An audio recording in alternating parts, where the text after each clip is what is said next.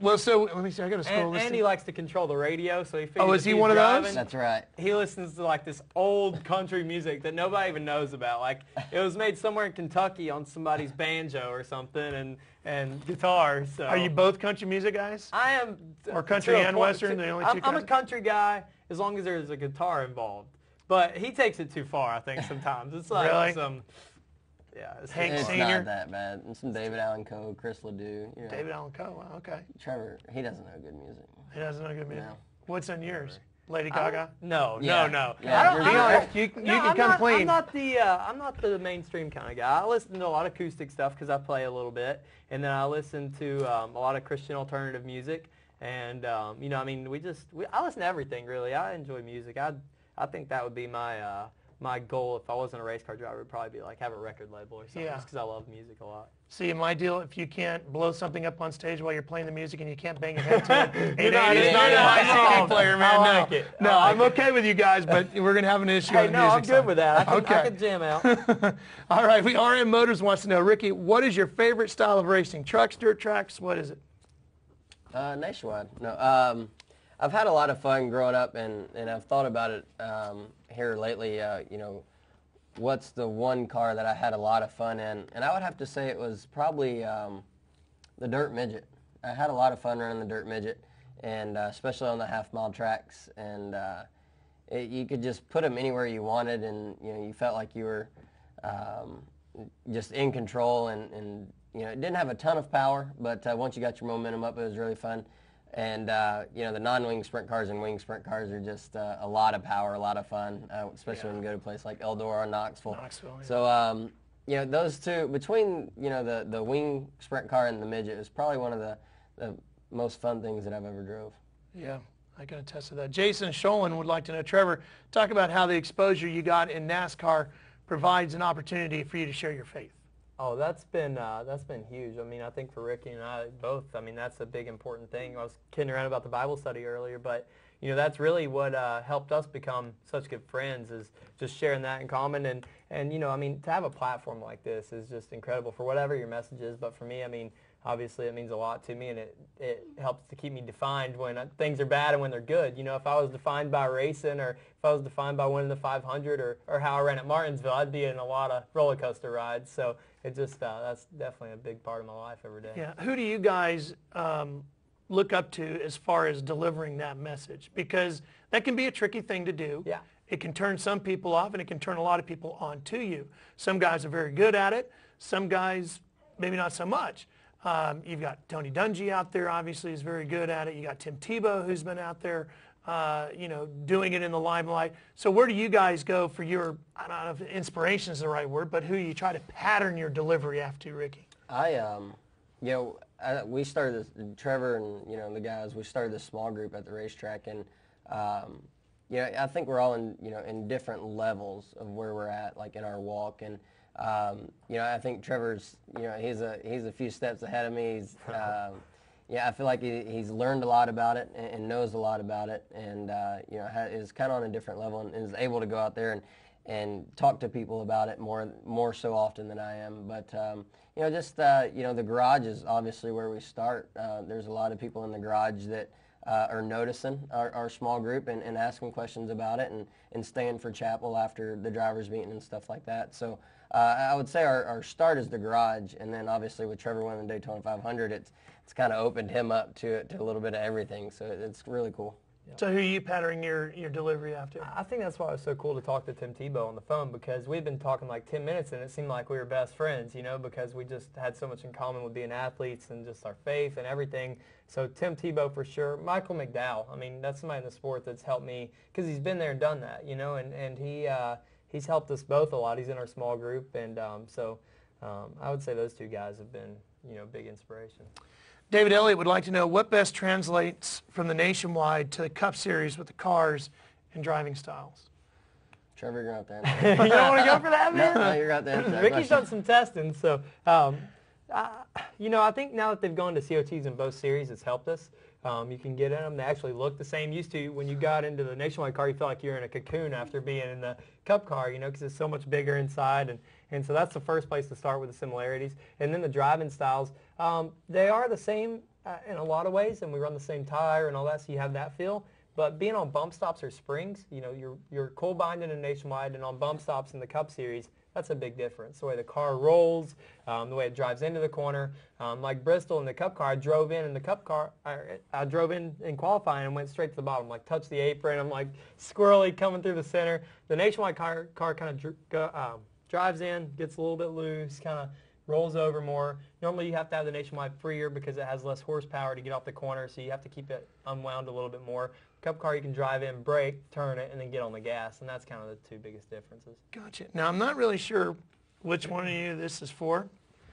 Derek Fleenor would like to know, says, my friend wants to know if you can take her to the prom. And I can honestly tell you, Trevor, this is the first time in my entire broadcasting career that I've ever had this question come up. Trevor can do that because he's closer out of high school than I am. Wow. It's pretty far in the rearview mirror for me, I can tell you that. You don't want to go? I would go. I doubt that very highly. It says you, and the questions are to you, so I think it's for you, right? Thanks. I appreciate you. I appreciate you saying I look that young. Good. Yeah, I appreciate that. Tux, man. Yeah, I can rock a tux pretty good. Yeah, but there you go. I don't think prom is what they're thinking for me. I didn't get to go to one. I mean, I went to. See? You missed your prom? There you go. Because you were racing. That's right. Did you go? I went to one. Just one. How was How that? many did you have? Last minute. I think you got, what, junior? Okay. Did you go to But I mean, senior? your senior ball, that's the big one. Did you make senior ball? Senior or junior? I can't remember. I was supposed to be racing. It got rained out, so I went very last minute. Yeah. So. I mean, I wasn't playing. If the question's for Ricky, yes. If me, yes. Ralph, you guys are both maybe. probably racing that weekend. Sorry, Derek, you're gonna have to tell your friend we're probably all Taylor unavailable. Swift did that. We talked about doing a competition like that, like send in your videos and we'll take you to prom. Yeah. That'd be cool. Wouldn't It would be very cool. You Let's do it. might have a great PR. There we go. Maybe a That's double right. date. See? Look at that. Yeah. Yeah. I mean, yeah, we'll stop there. Moving on to the next question here. Jake Farmer would like to know, Trevor, Talladega is coming up. Do you think you have a good chance? Yeah, I mean, I think we're strong at restrictor plate races. I think that Roush Yates does a great job with the engines. I think Roush Fenway does a good job with the chassis and cars. And then the Wood Brothers, because we're a standalone team, we can take those cars and buff on them a little bit and make them a little bit more slick for the super speedways. We got more time to put into them because we're running a limited schedule. And Donnie Wingo's a great crew chief, and the Wood Brothers are really smart when it comes to that stuff. We got Leonard Wood sitting in there, and I mean that's the smartest guy I've ever met in my life. Yeah. But and then I mean we did it at Daytona, so that's why we're running Talladega. We weren't originally supposed to, but then we ran good at Daytona. And we're like, man, we got to go run the super speedways. He's gonna go kidnap his car out of Daytona. Yeah, we need to get that thing out. Yeah, I mean, you lose that. It's okay. We got more. Did that car have a name, or was it just a number? No names. No? No, You don't name your I cars? used to name them, but then I felt bad if I crashed them. It was like killing your friend or something. Yeah. So. You name yours, Ricky? I do not. I don't know if my guys do. I don't think they do. I don't think so. It's all numbers at Roush. Mine used to be named. But see, okay, so I got a story for you. When I was in the Hooters Pro Cup Series, somebody named my car Liberace or something. Liberace. Somebody did. You sure you want to tell the story? But see, I didn't know what Liberace, who he was or like anything. So I'm at the DEI shop with the E Series, and I'm like, you're like, oh, we got to name this car. And then I'm like, well, my other car's named Liberace. And they're like, what? Like, I'm like, oh, man. They set me up. They were just picking at me, and I didn't know what it was. So, yeah, I stayed away from names after that. You might get some better advice if you try that one. David Cohen would like to know, Trevor and Ricky, how do you feel about the Cup drivers running in the other two series? I like it. I think it makes us a better race car driver. If we didn't have to beat them on Saturdays, I don't think we'd be as good as what we are. I think racing with them every week, like Bristol, I followed Kyle for 150 laps. Following him through traffic, noticing what he's doing to get through traffic a little better, and things like that. So I feel like they make us better as race car drivers, and heck, they put fans in the stands and put on a good show. Yeah. Yeah, and now the points thing, you can still be a champion and race against the best. So, I mean, that's neat. And, like, I can tell a difference in the guys that I've been racing against in Nationwide in Cup. When I go race them in Cup, they race me differently than all the other Cup guys that don't know how I race. Yeah. And, you know, we race a little bit harder but cleaner and all that. That's great. Okay. Well, we got our last question here. Kyle, 18, would like to know, what do you guys do for fun away from the track? And You don't have fun. Oh, Come on. no, Fun? What's you that? were just telling me, but tell us about your kite board. Oh, well, see, I was in Daytona, and I went to check out kiteboarding when we were there for like the 12 days before, and it wasn't windy enough. So I went ahead and got the kite to start practicing flying it. And so yesterday we were going to go wakeboarding, but it was too windy. So I took the kite out to the YMCA, and we're flying it around, and it's pretty much dragging me across the field because it's a big one, you know. And it was windy. It was really windy yesterday.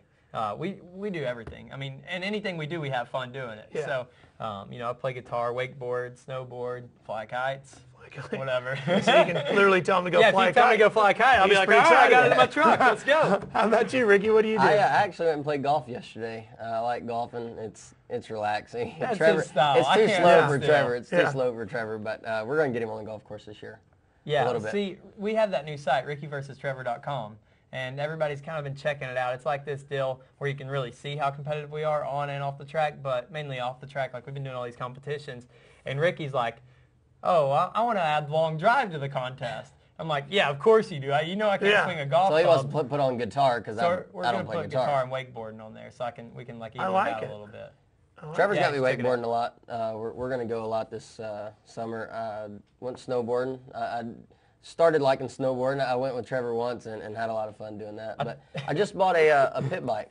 What'd you get? A Pitster Pro. Okay. With a 155 on it. So it's coming in this week. And it's not going to be stocked for much longer, right? It's not. No. It's not. So yeah, I got that coming, and yeah, hopefully I can find some land. Looking Don't for let some Jack land. know you got that. I know.